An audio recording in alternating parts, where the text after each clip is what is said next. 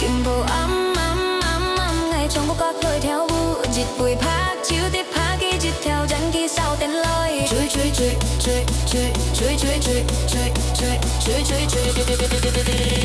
bông bông bông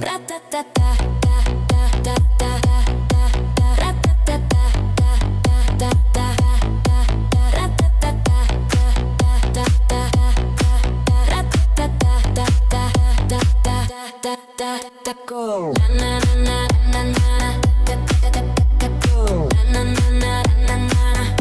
You're ready.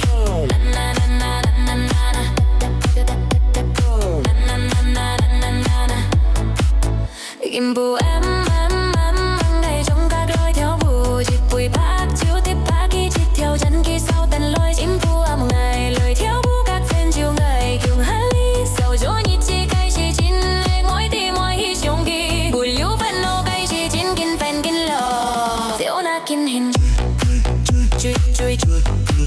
lại đến đôi tiểu na kinh hình lại đến đôi bum bum bum bum.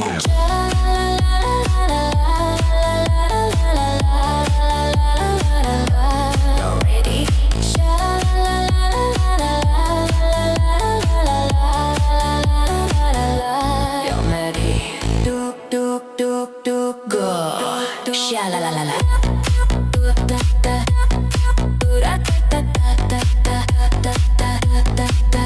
Go. Na na na na. Go. Na na na na.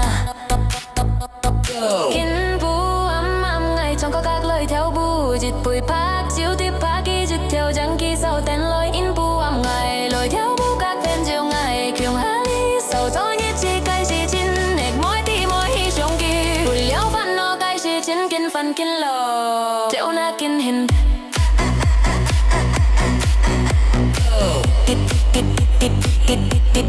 theo na kinh hình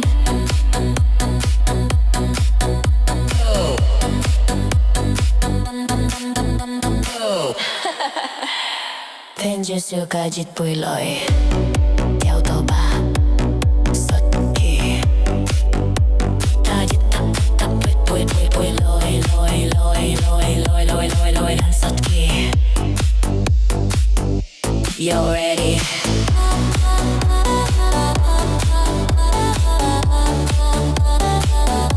You're ready.